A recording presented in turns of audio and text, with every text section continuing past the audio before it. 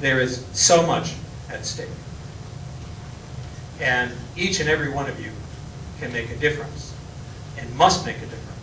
And you must talk to your neighbors, you must talk to your friends, and you must make them aware, really, that this is an unprecedented, revolutionary event in terms of its impact on water, people, and landscape in this province. And so I'll just close there, and I hope I've provided the context that you now need to understand Jessica Erdman's remarkable story.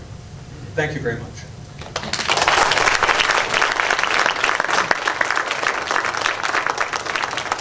God, I wish I was that good. Now, our first guest is Andrew Nikiforuk. Andrew has written about energy, economics, and the West for a variety of Canadian publications, including Maclean's, Canadian Business, and the Globe and Mail's Report on Business. He has won 7 national magazine awards since 1989 and top honors for investigating writing from the Association of Canadian Journalists. His Alberta-based book, Saboteurs, won the Governor-General's Award for Nonfiction in 2002.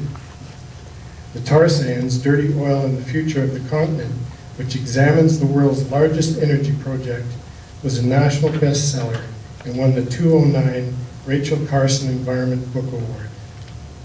It was also listed as a finalist for the Grantham Prize for Excellence in Reporting on the Environment.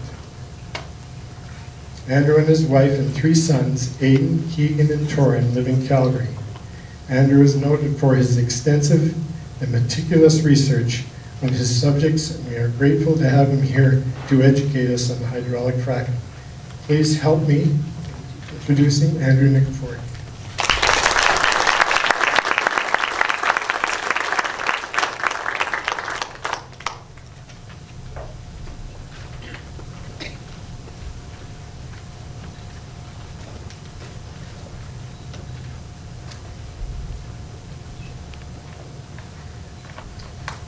Well, good morning, and welcome to all of you, particularly those who might be from the oil and gas industry. I want to thank Powers very much for this opportunity to talk about the issue of hydraulic fracking.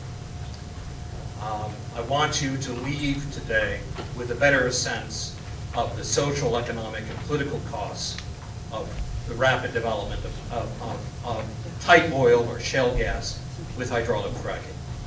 I want you to leave with a better sense of the context behind Jessica Erdman's story, which is extraordinary and startling and frightening and makes me ashamed to be an Albertan. But I want you to leave, most of all, with a very firm determination and belief that each and every one of you can make a difference on this issue. Now, I'm speaking today both as a landowner, and I own land in southern Alberta, a quarter section of land, and unfortunately I've probably spent more time fighting oil and gas companies and Altalink and other Alberta advantages than I have actually enjoying the place in the last 5 years. So you are not alone in, when you own land, it is sometimes an onerous responsibility. You become a steward, not just of that piece of land, but also in your whole community.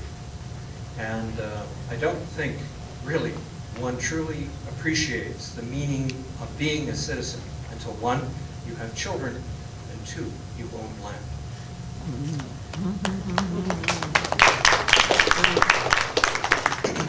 Now, I want to begin with a quote from C.S. Lewis to just give you a sense of the spirit with which I'm going to sort of drag you through an enormous amount of science. At the same time, I'm going to start off by talking a bit about the nature of Alberta, why it is a petro state, the nature of our regulator, and why it is a highly dysfunctional organization. And then we're going to get into the whole issue of hydraulic fracking and what the science is saying about this technology. But the spirit with which I'm going to say this is this, and I love this quote from C.S. Lewis. If you look for truth, you may find comfort in the end. If you look for comfort, you will not get either comfort or truth, only soft soap and wishful thinking to begin, and in the end, despair. So, what we're really talking about is a very extreme form of hydrocarbon production. So, when you have to frack tight oil or shale gas formations, you have joined, the whole, a really ugly cast of characters, which includes bitumen, where we're actually digging up a forest to make oil. Deep shore drilling in the Gulf of Mexico, where we're drilling a mile below the ocean floor for oil. And of course, here's hydraulic fracking, where you have to create a mechanical, highly energized city of trucks to inject fluids in the ground to break up extremely deep formations of hydrocarbons. So this is all extreme difficult oil. It's high capital, it's high energy intensity, as it comes with very high environmental costs, very high levels of complexity. It is high risk and with unprecedented public impact. And what this is really telling us, and is telling all of us, and like what Gary said, is this is about all of us. It's not us versus them.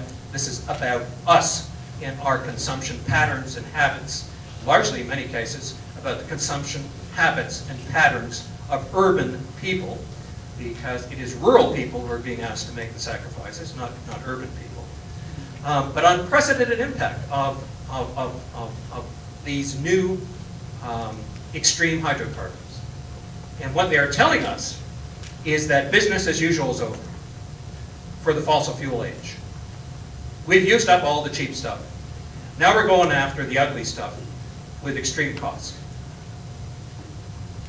So sometimes it's referred to as the resource triangle, right? You know, you go at the top there, you find conventional oil and conventional gas, and it was like fishing 100 years ago, man. You just throw your line into a lake or a river, and you had a good trout or good salmon or whatever. And now we're catching sardines, and we have to use nets and explosives in order to capture these sardines. And so we're going down the triangle, and industry will admit this. They'll say, well, as you go down the triangle, you get lower quality, difficult to develop, high cost, and low margins. So you're at the bottom of the barrel. Now, a few words on Alberta. And I dearly love this province, but it has taken me a long time to figure out what the hell we're all about and how we work. And so if you look around the world, there are about 33 oil exporting nations or states, and we would include in there places like Louisiana, and Texas, and Wyoming, and Alberta, and Saskatchewan. Saskatchewan, by the way, is the world's 10th largest oil exporter to the United States. And then we would include Norway, and Algeria, and Russia, and it's a whole mix of states. Some are Christian, some are Muslim, some are small, some are big, some are democratic, some are tribal, but they all have certain characteristics in common. And a political scientist by the name of Terry Lynn Carl at Stanford University started these studies back in the 1970s in Venezuela. And it's absolutely fascinating, and I just want to share some of her insights with you.